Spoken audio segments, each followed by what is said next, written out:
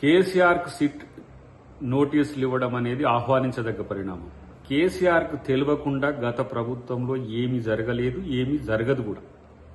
ఇవన్నీ కూడా కేటీఆర్, హరీష్ రావు, కవిత, సంతోష్ రావు, ఇంకా వినోద్ రావు, ఇవన్నీ కూడా ఉత్సవ విగ్రహాలు.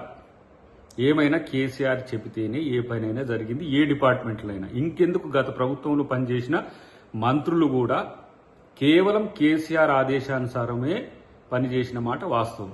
కేసీఆర్ లేకుండా ఫోన్ ట్యాపింగ్ విచారణ అనేది జరగదనేది గతం నుంచి మేము చెబుతున్నదే, ఊహించిందే జరిగింది.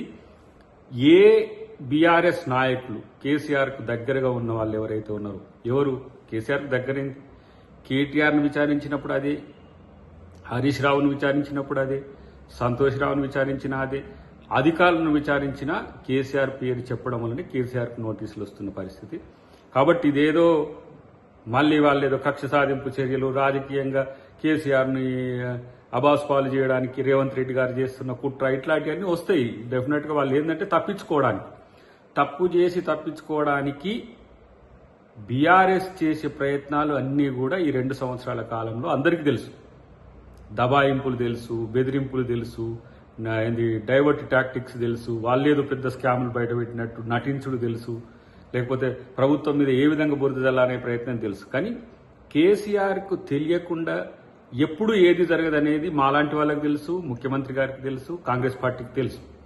కాబట్టి ఇవాళ కేసీఆర్ నోటీస్ తీసుకున్న తర్వాత వాస్తవాలను చెబితే అది అన్నింటికీ మంచిది. ఎందుకంటే దానివల్ల కొన్ని కుటుంబాలు నాశనమైనవి, కొంతమంది అధికారుల జీవితాలు నాశనమైనవి, కొంతమంది రాజకీయ నాయకుల జీవితాల్లో ఒక అలజడి ఉంది.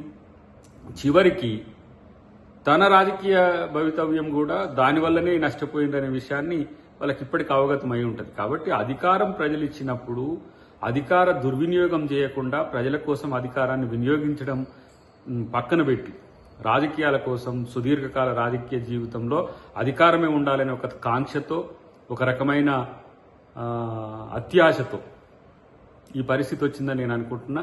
దీనివల్ల భారతదేశంలో కూడా రాష్ట్ర ప్రభుత్వాలు చాలా ఆలోచించాల్సిన పరిస్థితి వస్తుంది. ట్యాపింగ్ల విషయంలో ఎంత జాగ్రత్తగా ఉండాలనో, ఐటీఏ ప్రకారము లేదంటే ట్రాయ్ నిబంధనల ప్రకారం మించి గనక చేస్తే ఎవరికైనా ఇలాంటి పరిస్థితులు వస్తాయి.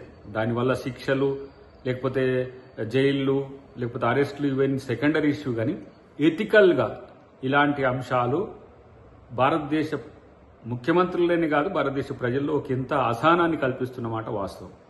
ఎందుకంటే ప్రైవేట్ జీవితంలోకి తొంగి చూడడము, ప్రైవేట్ జీవితాల్లోకి ప్రవేశించడము, లేదంటే విపక్ష నాయకుల యొక్క బలహీనతలో బలాలు తెలుసుకొని వాళ్ళని బలహీనులుగా చేయడానికి చేసే కుట్రలు ఏవైతే ఉన్నాయో ఇది రాజనీతి కాదు, ఇది దొరతనం కూడా కాదు నాకు తెలిసి. ఇలాంటి భారత రాజ్యాంగ పరిధిలో పనిచేయాల్సిన వ్యక్తులు, భారత రాజ్యాంగాన్ని అమలు చేస్తూ పరిపాలన కొనసాగించాల్సిన వ్యక్తులు ఇలాంటి నీతిబాహ్యమైన, లేదంటే ఇంకా చెప్పాలంటే దిగజారే రాజకీయాలకు ప్రభుత్వాలను వాడుకోవడం అనేది మంచిది కాదు.